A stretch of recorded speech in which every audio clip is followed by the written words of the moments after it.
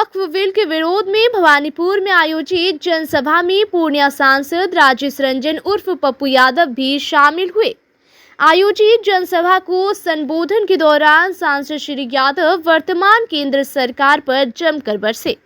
उन्होंने कहा कि वर्तमान केंद्र सरकार हर पहलू पर विफल साबित हो रही है, जिसे छुपाने के लिए कभी वक्फ बिल तो कभी जातिगत जनगणना कराने का काम कर रहे हैं।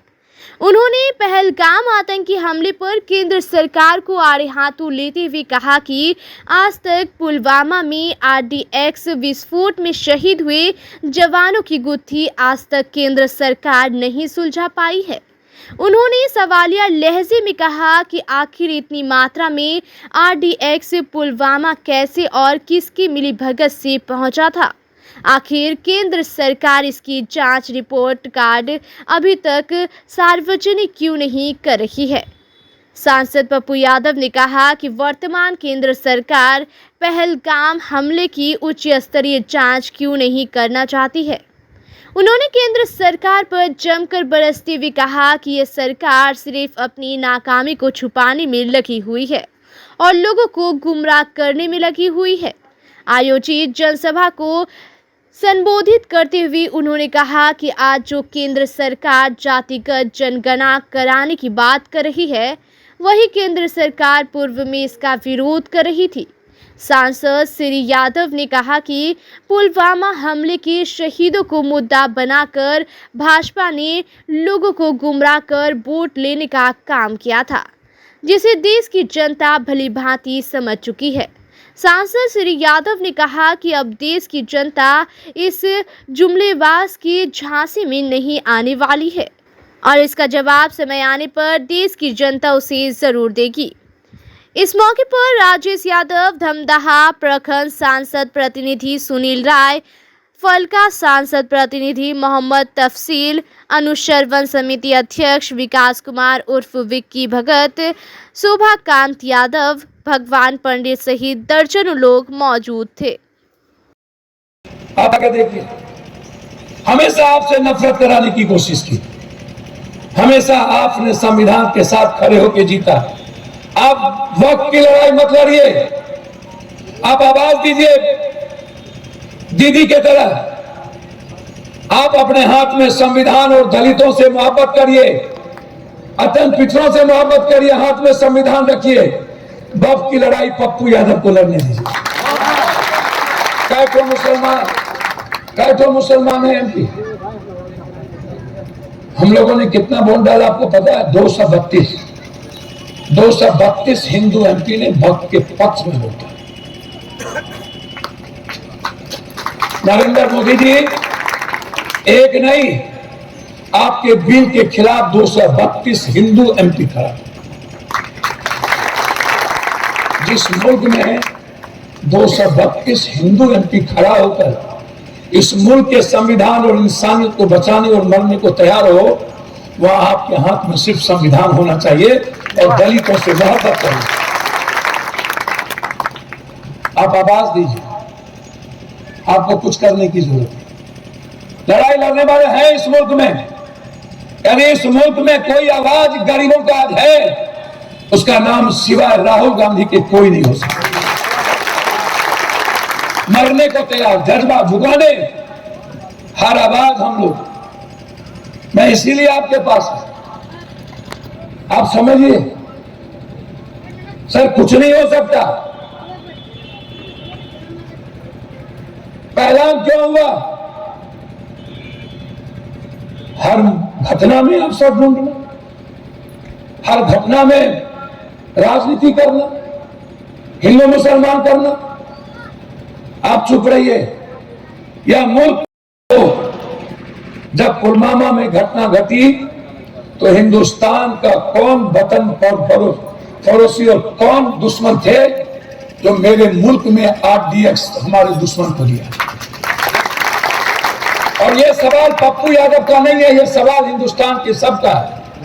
6 साल के अंदर मोदी जी आप नहीं बता पाए कि RDX कहां से आया, किसका था। 3 क्विंटल RDX पाकिस्तान से नहीं आया। हिंदुस्तान में देने वाले कौन लोग थे? और आपने पुलवामा के 40 शहीद के नाम पर राजनीति करके वोट ले ली, लेकिन शहीदों को मारने वाले दुश्मन को सजा नहीं दिला पाए। उसके बाद 24 हमले हुए, क्या हुआ? सजा दिलाया आपने कभी स्वीकार किया कि मेरे कारण हुई? जब कांग्रेस के रीजन में हमले हुए थे तो शिवराज पाटिल ने इस्तीफा दिया। कहां गए आपके जेम्स बॉन्ड, अजीत डोभाल? कहां गई आंतरिक परीक्षा? अरे मोदी जी, कश्मीरी नहीं होता, कभी घोड़े वाले नहीं होते। आपके तो एक सिपाही, एक चपरासी तक वहां नहीं था। इस मुल्क के 2000 आदमी को किसी ने बचाया। तो आज एक बच्चा ने कहा, यह हिंदू मुसलमान का सवाल नहीं है, हमारी सरकार दुनिया की सबसे निकम्मी और कमजोर सरकार। 4 दिन पहले शादी हुई बेटी तड़प के कह रही है, मेरे पति को बचाओ। घोड़ा के पिट्ठू ने एक पत्नी के पति को और एक पत्नी को अपने पीठ पर लेकर कहता है, मेरे सांस में जब तक सांस है तुम्हें कोई छू नहीं पाएगा, और सबको बचाने का काम। मीडिया के गोदी मीडिया, जाओ उस लाल चौक पर 5 लाख से ज्यादा कश्मीरियों ने आपको कहा, मोदी जी पाकिस्तान में हिंदुस्तान के छुपे आतंकवादी को खत्म करो, कश्मीर तुम्हारे साथ है। कौन बोला? जब जब इस मुल्क पर खतरा हुआ तब तब पूरा हिंदुस्तान, चाहे कांग्रेस की सरकार हो चाहे जिसकी, एक साथ खड़ा रहा। मुसलमान याद करिए, अलगाववाद के साथ मोदी जी आप थे, महबूबा। मोदी जी मुस्लिम लीग के साथ मुसलमान नहीं था, आप थे। आपने सरकार बनाई थी, बंगाल का एक भी मुसलमान मुस्लिम लीग को वोट नहीं दिया। एक बोला, ये जो मेरे वतन का नहीं उसे मुसलमान का वोट नहीं। कि यह भी गलत थी। एक सवाल नहीं था, कितनी अग्नि परीक्षा लोगे?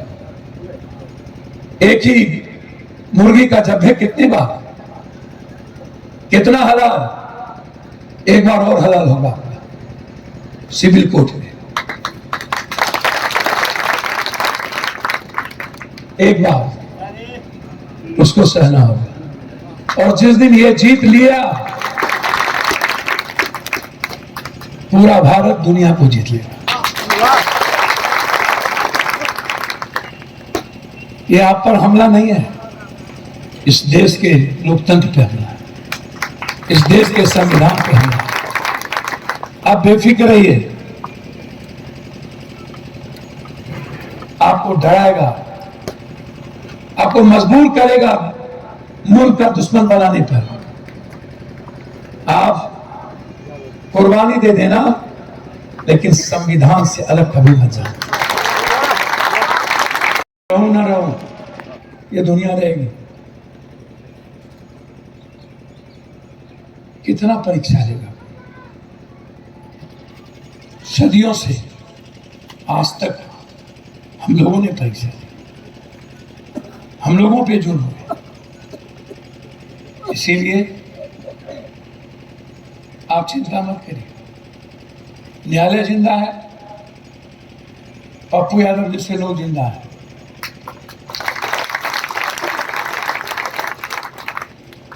सच्चाई के अलावा मैं कुछ नहीं जानता। जो इंसानियत और संविधान और मेरे मुल्क के लिए होगा, चाहे गरीब हो या किसी जात के लोग, किसी धर्म और मजहब के लोग, किसी की खुशियों में कोई दखल देगा तो युद्ध पप्पू यादव लड़ेगा। आपको चिंता करना होगा। मैं इन लोगों के इतिहास को जानता हूं। आज जाति जन छाल ओढ़ के, गीदड़ का लोग बाघ का छाल ओढ़ ले तो बाघ बन जाओगे। आप तो मंडल विरोधी थे, आप तो अंबेडकर विरोधी थे। जब मंडल की लड़ाई हुई तो कमंडल ले आए। जब मंडल की लड़ाई हुई, दलित एसटी एससी लड़ाई लड़ रहा था, तो आपने क्या किया? याद करिए, बीजेपी लोग बीपी सिंह से समर्थन वापस ले लिया। आपने कर्पूरी जी जब नारा दिया आरक्षण का, तो आपके लोगों ने ये आरक्षण कहां से आई? कर्पूरी की मां भी आई। जगदेव बाबू जब नारा दिए अब की बारी भागों में, गोरी कलाई कादों में, तो आपके लोगों ने जगदेव बाबू को पीटते पीटते मार दिया। भैया आपने पिटाई नहीं की है। मारा गया जगदेव कुशवाहा, मारा गया कर्पूरी ठाकुर, मारा गया इस मुल्क के वो 90 विरोध किया, जाति जनगणना का विरोध किया, आपका नहीं। हमारे आरक्षण के ये दुश्मन है। पहली बार सदियों से हम ये सवाल उठाते रहे। राहुल गांधी 10,000 किलोमीटर चले, 43% आरक्षण हमने दिया।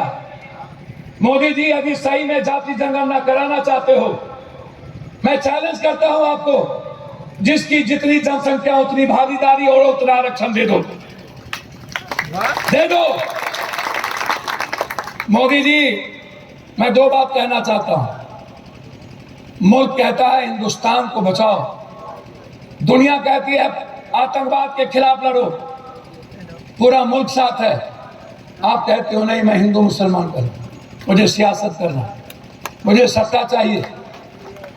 आपको कुछ नहीं। पहलगाम में 47 मोदी जी कहां से आए? कौन लाए?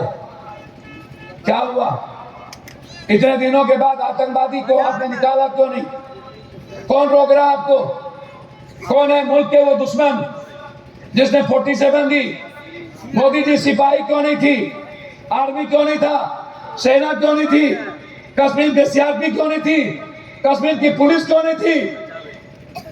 1 महीने के बाद केदारनाथ का दौरा था, फिर भी फोर्स नहीं थी। क्यों मोदी जी? कौन है इसके पीछे? पहला में भी आपने पुलवामा करने की कोशिश कुछ गोदी मीडिया और कुछ अनभक्तों ने किया। अब तो आप ही को गाली दे रहा मोदी। इसीलिए मैं अंत में कह के जाता हूं, आप मत सोचिए, कुछ नहीं होना है, कुछ नहीं होगा। यह मुल्क एक है, यह मुल्क जीना चाहता है, यह मुल्क नफरत के खिलाफ है, यह मुल्क बंटना नहीं चाहता। हम संविधान के झंडे के तहत एक रहना चाहते हैं। नेता का बेटा नहीं निकलेगा, तब ये हिंदू करने वाले लोग नहीं निकलेंगे, तब मरेंगे निर्दोष हिंदू। नोटबंदी में कहा मुसलमान सूद ब्याज नहीं खाता है, पैसा जमा नहीं करता है बैंक में। मोदी जी नोटबंदी कर दो, मियाँ का सब पैसा खत्म। अरे मोदी जी 140 हिंदू मरा है, कोटो मियाँ नहीं मरा। हमको तो आश्चर्य हुआ, पैसों खत्म नहीं हुआ, क्या खत्म हो करोगे? बाप रे बाप, हमेशा एकेगा। सुबह से सब जितना मुसलमान करते हो मोदी जी, उतना भगवान का नाम ले लोगे तो कल्याण हो जाएगा भारत का।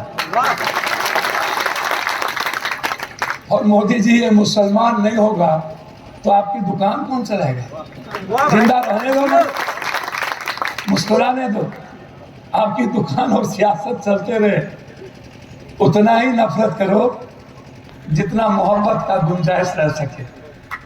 नफरत इतना मत करो रास्ता ही बंद हो।